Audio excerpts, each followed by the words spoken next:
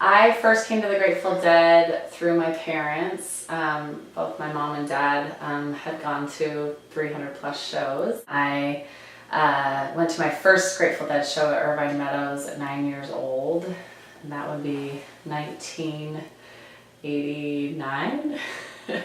I got to sort of play dress up when I would go to the shows. I got to wear my jingling bracelets and anklets and long skirts and big tie-dyes and do my hair funky. I wore wild wigs and I got to wear makeup, and it was just sort of a fun dress-up cultural experience. And I also, we had a VW bus at the time, and so during our summer breaks we'd hop in the VW bus, the whole family, and travel around to the shows and kind of go on tour with them a couple summers. And it was exciting and fun because I knew the kids of my parents' friends, and we had a whole community that would sort of travel about and meet up with various people in new cities. And it was the norm to me. I knew the parking lot scene, and I knew the drum circles and the twirlers, and I knew the grilled cheese sandwiches that we purchased in the parking lot, and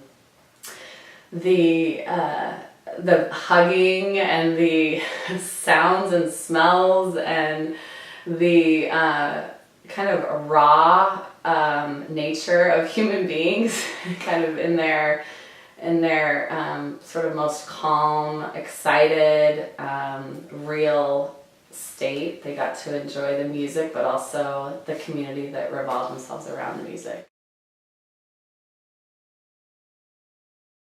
Being the child, or the generation that came from midway through the Grateful Dead, starting up in the late 80s, I think the Grateful Dead and the community and the culture that surrounded me through that really did form who I am today in a lot of ways. Like, I think my love of music, my appreciation for a true fan base, I think my ability to be sort of non-judgmental and being open-minded to all walks of life. There were so many different types of people that would come to the Grateful Dead shows. So it was lawyers and attorneys and doctors, and then there were school teachers and bohemians that would just jump on board. And so getting to know all different types of people was really kind of a cool thing. And it's sort of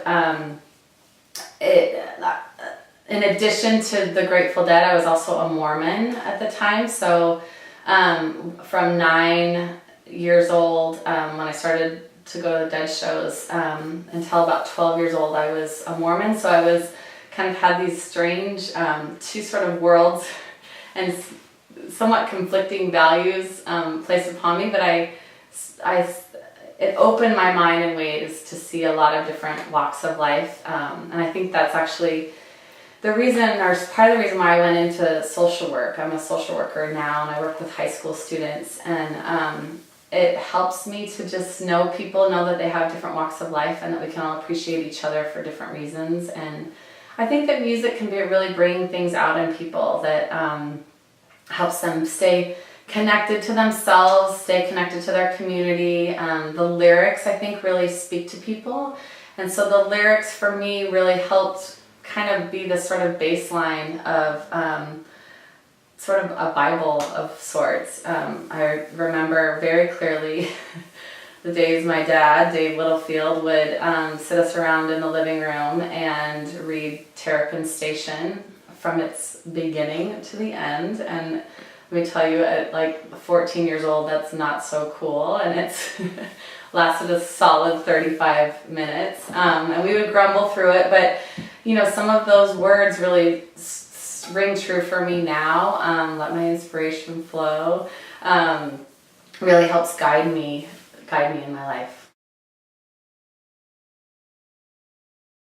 So re-entry after the summer Dead tours and after my long weekends, I going back into high school life where at the time they were probably talking about, you know, Milli Vanilli and Madonna, and people were really intrigued and excited to hear about it. And in fact, I had turned on a lot of my high school friends to the Grateful Dead, and they would come with us, with my family. You know, at 16, I was in my Isuzu Trooper, and a whole bunch of friends jumped on board with me, and we caravan with my family. And so they were really intrigued and excited to hear about it. So it was almost like, in a lot of ways, I was kind of a cool celebrity and got to come back and share all my experiences, because it was almost like I had gone to a foreign country or a foreign land, and I came back and I had to re-assimilate. But it was fun, and I felt really proud of it. It wasn't something that I was embarrassed about or thought was weird or not cool. It was almost like the opposite.